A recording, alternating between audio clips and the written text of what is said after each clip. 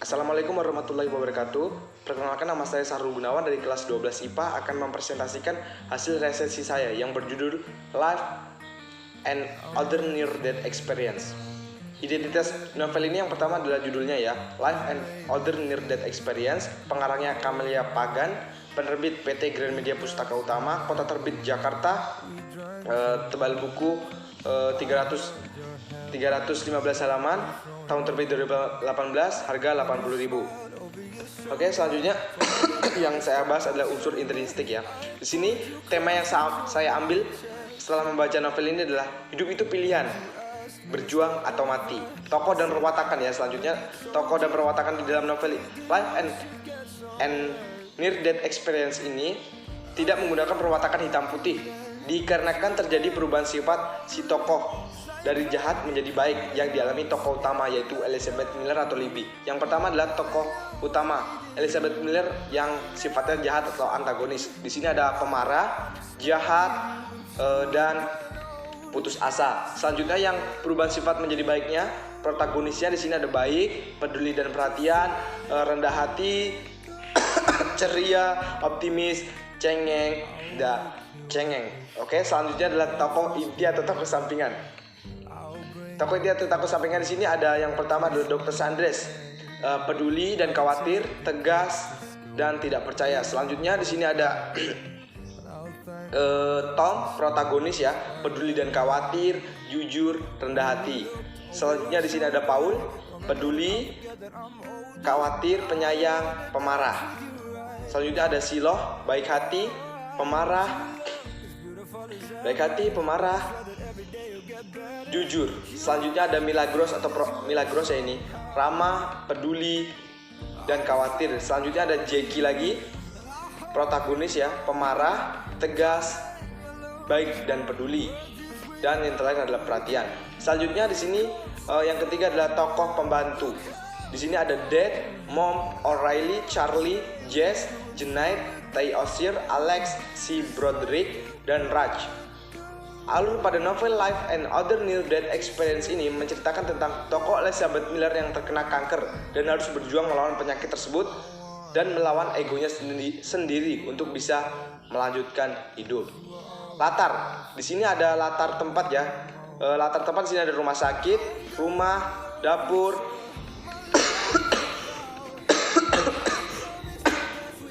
kantor, toko, jalan, bandara, pesawat, pantai. Selanjutnya di sini ada latar waktu, sore, dini hari, malam, pagi, pukul 4 sore lewat jam 8, menjelang pukul 9, siang, 1 jam kemudian, 5 menit kemudian, setelah pukul 7. Awal bulan Februari. Selanjutnya di sini ada latar suasana, gembira, kaget, sedih, bosan, jengkel, bahagia, cemas, syukur, hangat, kecewa. Selanjutnya di sini ada amanat. Di dalam novel ini kita diajarkan untuk menjadi pribadi yang kuat dan tabah dan selalu berjuang apapun masalahnya dan sesulit apapun itu. Selalu optimis, percaya diri, dan jangan pernah menyerah. Karena masa depan yang cerah hanya menunggu orang-orang yang pantang menyerah. Selanjutnya, bahasa yang digunakan di dalam novel Life and Other Near-Death Experience ini menggunakan bahasa Indonesia namun terdapat bahasa asing, yaitu Spanyol. Tidak ada contohnya. Selanjutnya, sudut pandang. Di dalam novel ini menggunakan sudut pandang orang pertama, di mana pengarang sebagai tokoh utama. Selanjutnya di sini ada gaya bahasa atau majas. Di sini ada klimaks, hiperbola, dan ironi. Dan yang terakhir di sini ada sinopsis. Di dalam novel ini mengisahkan si tokoh Elizabeth Miller atau Libby yang hampir putus asa dan menyerah karena masalah yang ia hadapi, kanker yang ia derita dan pengakuan gaya dari suaminya yang sangat ia cintai. Dan pada akhirnya ia mampu menghadapi semua masalah itu. Kisah ini bermula saat Dr. Sanders memberikan hasil diagnosis kepada Libby. Ia mendiagnosis Libby terkena penyakit kanker. Kanker tipe ini sangatlah jarang, tapi ketika muncul, kami menemukannya pada seorang di usia 30-an, seperti dirimu. Sayangnya kanker ini cenderung agresif. Spontan, Libby kaget dan tidak percaya bahwa hidupnya akan berakhir di tangan kanker. Libby menjadi depresi dan putus asa setelah mendengar berita itu. Sehingga apapun yang dikatakan Dr. Sanders, seperti pengobatan, kemoterapi dan lain-lain, Libby selalu menolaknya. Saya tidak akan melakukannya, kataku. Saya tidak ingin kemoterapi atau radiasi atau apapun itu. Berapa lama lagi saya akan hidup tanpa hal itu. Tetapi Dr. Sanders selalu meyakinkan Libby tentang pentingnya pengobatan bagi dirinya. Tetapi lagi-lagi Libby selalu menolaknya. Setelah itu, ia memutuskan untuk pergi dari kantor Dr. Sanders atau rumah sakit. Di perjalanan pulang, Libby sangat lebih teringat tentang ibunya yang meninggal karena kanker, sehingga membuat Libby menjadi terharu dan terus menangis sepanjang jalan. Dan ia juga memikirkan tentang suaminya yang sebentar lagi akan menjadi duda karena kematiannya, dan membuat Libby tak tega melihat nasib suaminya itu. Sampainya di rumah, ia langsung disambut oleh suaminya Tom. Libby, apa kamu baik saja? Tom pun langsung memeluk Libby dengan penuh kasih sayang karena melihat istrinya yang sangat sedih. Libby ingin memberitahukan keadaannya yang sedang sekarat akibat kanker yang ia derita kepada Tom. Tetapi sebelum sempat berbicara dengan Tom,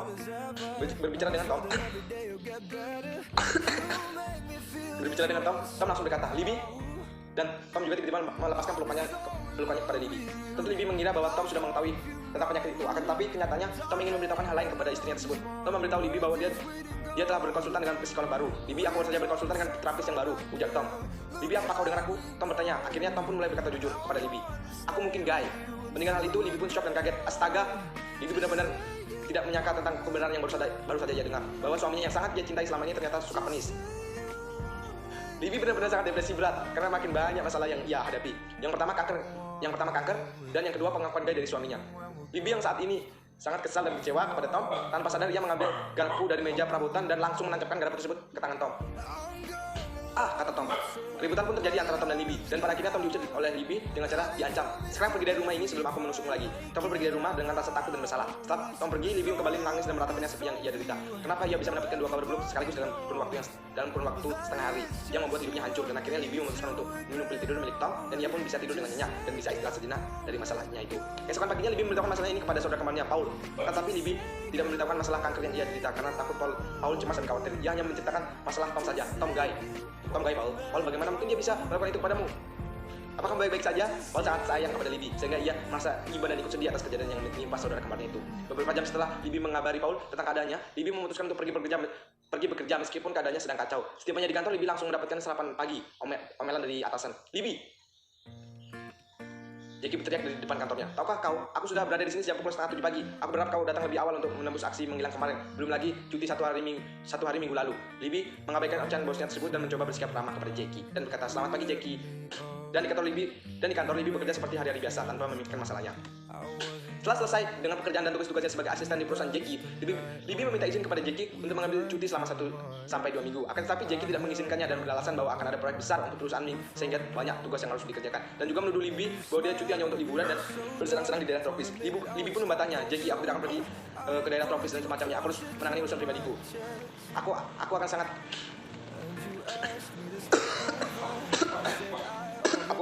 sangat senang jika bisa mengambil cuti ini. Akan tetapi Jackie tidak mengizinkan Libby untuk mengambil cuti tersebut. Dan setelah melewati perdebatan yang sangat panjang, akhirnya Libby menyerah dan memutuskan untuk berhenti bekerja dari perusahaan Jackie. Tapi Jackie melarang Libby untuk berhenti bekerja. Tetapi Libby mengabaikan perkataan Jackie karena keputusannya sudah bulat untuk berhenti bekerja dan mulai fokus kepada kehidupan barunya untuk menghabiskan sisa hidupnya sebagai penderita kanker. Dan setelah keluar dari kantor Jackie, Libby pergi untuk menemui Tom di kantornya. Setelah sampai di kantor Tom, sampainya di sana, tanpa basa-basi Libby langsung terus terang kepada Tom bahwa dia ingin cerai dengannya. Tapi Tom menolaknya. Aku sudah bilang aku tidak ingin cerai denganmu, Libby. Tetapi Libby berkata sambil berdiri, Tom Miller, aku Libby Miller menceraikanmu. Aku menceraikanmu. Setelah itu Libby pergi sambil menangis meninggalkan kantor Tom. Tiba-tiba saja Libby kepikiran untuk berhubungan badan, tetapi bukan dengan Tom. Ia memikirkan lelaki yang dulu sempat menaksirnya sebelum menikah dengan Tom, yaitu Ty O'Shea. Libby ingin membalas apa yang telah dilakukan Tom, yaitu dengan berselingkuh. Ty O'Shea dulu sempat bekerja di tempat yang sama dengan Libby, tapi sekarang dia bekerja di perusahaan yang berbeda. Keesokan harinya, Libby pergi ke kediaman Ty O'Shea. Sampainya di sana, ia disambut. Libby, apa yang membawamu kemari? Kata Ty. Biar ku tebak. Dengan Jackie tidak berjalan dengan cemerlang, kata Ty serasa tersenyum. Libby membalas dengan panik, bisa dibilang begitu. Tiba-tiba seorang wanita keluar dari kamar Ty. Ternyata dia adalah istri Ty. Angka kaget Libby karena Ty sekarang sudah memiliki istri, sekaligus tidak menyangka bahwa istri Ty ternyata adalah pendiri yayasan yang amal penderita kanker di Chicago, yaitu bernama Broderick Media. Tadinya misi awalnya yang ingin enak-enak dengan Ty gagal dan menjadi acara ngobrol santai dengan Ty dan istrinya, She Broderick. Dan pada akhirnya Libby tertarik untuk mendirikan yayasan amal sendiri setelah mendapatkan saran dari She, dan juga mulai dari situlah hidup Libby mulai memiliki tujuan. Setelah beberapa hari dari kejadian di rumah Ty, Libby memutuskan untuk mengasingkan diri di sebuah pulau di Meksiko karena ingin menenangkan diri. Libby juga menjual apartemennya di Chicago dan uangnya digunakan untuk mendirikan yayasan amal impiannya. Sebelum berangkat ke Meksiko, dia menelpon ayahnya untuk pamit dan meminta izin tanpa sepengetahuan Paul. Libby juga tidak memberitahukan kondisinya yang sedang sekarat karena kanker kepada ayahnya, dan hanya memberitahu kebenaran Tom. Di sela-sela pembicaraan mereka, ayahnya menyarankan Libby untuk pergi ke pulau kesukaan ibunya, Pulau Vieques di negara Puerto Rico, dan Libby pun tertarik dan akhirnya memutuskan untuk pergi ke sana. Keesokan harinya, Sebelum Libby pergi ke bandara, Tom melarang Libby untuk pergi, tetapi keputusan sudah bulat dan ia mengabaikan larangan Tom. Dan akhirnya pesawatnya berangkat dari bandara O'Hare ke bandara San Juan, Puerto Rico. Setelah beberapa jam di udara, Libby pun sampai di bandara San Juan. Sampainya di sana, Libby langsung melakukan penerbangan kedua, karena untuk pergi ke Pulau Vieques hanya bisa dilakukan dengan pesawat kecil. Ada juga kapal, tetapi memakan banyak waktu. Kebetulan pesawat kecil yang ditumpanginya hanya membawa dirinya dan seorang pilot. Pilot itu bernama Shiloh. Tragedi pun dimulai sebelum melakukan pendaratan. Pesawat yang dinaiki Libby dan Shiloh mengalami kerusakan pada bagian mesin karena tertabrak oleh burung. Kepanikan pun melanda Libby karena dia sangat takut, tapi karena Shiloh pilot yang berpengalaman, ia berhasil mendaratkan pesawat tersebut di tengah laut dan berhasil membuat dirinya dan Libby selamat dari ajal. Libby benar-benar sangat apes karena yang pertama dia didiagnosis dokter terkena kanker, dan yang kedua pengakuan gaya dari suaminya, dan yang ketiga ini hampir mati karena kerusakan pesawat. Sungguh pengalaman yang sangat tidak terduga. Setelah pesawat mendarat di air, Shiloh menyuruh Libby untuk keluar dari pesawat karena takut akan ada ledakan dari mesin pesawat. Setelah menunggu beberapa jam di pinggir pantai, akhirnya tim penyelamat datang dan menolong mereka berdua. Libby pun akhirnya diantar oleh tim penyelamat ke tempat tujuannya, tidak ke rumah sakit karena tidak mendapatkan luka serius. Sedangkan Shiloh masih harus diinterogasi oleh tim penyidik di sana akibat kecelakaan pesawat tersebut. Akhirnya Libby tiba di Vieques dan langsung menuju tempat beristirahatnya di pinggir pantai. Di sana dia bertemu dengan seorang wanita tua penjaga villa yang ia tempati yang bernama Milagros. Setelah beberapa hari di sana, Libby merasa hidupnya terasa damai tanpa harus memikirkan dunia luar dan masalahnya. Setelah kejadian yang mengerikan beberapa hari yang lalu, Libby pun bertemu dengan Shiloh yang kedua kalinya di sebuah kedai kopi di pinggir pantai. Dan setelah ngobrol-ngobrol cukup lama, akhirnya mereka menjadi akrab dan berteman selama beberapa minggu di sana. Setelah beberapa hari berteman dengan Shiloh, Libby pun bercerita tentang kehidupannya kepada Shiloh, termasuk masalah kankernya dan kondisi rumah tangganya, dan membuat Shiloh peduli kepadanya. Dan mereka pun semakin akrab dan tak sering mereka melakukan dinner bersama, berjalan bersama, dan juga sampai bersetubuh beberapa kali dan membuat keduanya saling jatuh cinta. Selama beberapa minggu hidup bersama Shiloh selalu memberikan semangat dan dukungannya kepada Libby, dan juga meyakinkan Libby tentang pentingnya pengobatan terhadap kanker yang ia derita. Tetapi Libby orangnya sangat keras kepala sehingga tetap menolaknya. Shiloh pun merasa jengkel terhadap sikap Libby yang keras kepala tersebut dan membuatnya memberitahu keadaan dan lokasi Libby berada sekarang kepada Paul, saudara kembarnya. Dan akhirnya Paul menjemput Libby ke Vieques dan memaksanya untuk berobat. Setelah mendapatkan dorongan dari Paul dan Shiloh, akhirnya Libby mau untuk pergi berobat, dan setelah itu memberitahukan kondisi tersebut kepada ayahnya. Dan Libby mendapatkan dukungan dari Paul, Shiloh, dan juga ayahnya untuk terus berjuang dan bertahan hidup. Setelah beberapa kali kemoterapi dan akhirnya kanker yang ia derita bisa ia atasi. Dan setelah itu Libby menikah dengan Shiloh dan hidupnya menjadi bahagia karena mempunyai anak kembar, dan yayasan amal yang ia dirikan berjalan sangat baik dan banyak membantu anak penderita kanker. Kelebihan dari novel ini, yang pertama, cover atau sampulnya sangat menarik, alur ceritanya sangat mudah dipahami pembaca, perwatakan tokoh mudah dimengerti, penyajian alurnya epik dan tidak terduga, banyak pesan moral yang bisa dicontoh dan dijadikan pelajaran, banyak wawasan dan pengetahuan dari novel ini. Ada informasi tentang khusus 18, umur 18 ke atas yang membaca novel ini. Kekurangannya, banyak kata-kata yang sulit dipahami pembaca, banyak bahasa asing atau Spanyol yang sulit dipahami karena tidak ada catatan kaki yang berguna sebagai penerjemah, dan ada sebagian kata-kata kotor dan cerita mesum yang tidak disensor. Saran pembaca, menurut saya novel ini sudah bagus dan menarik untuk dibaca, tetapi sebelum membaca novel ini sebaiknya kita mencari informasi terlebih dahulu di internet tentang novel ini supaya nanti kita tidak kecewa setelah membeli novel ini untuk dibaca. Dan saya sarankan untuk teman-teman untuk membaca novel ini karena banyak kisah inspiratif dan pesan moral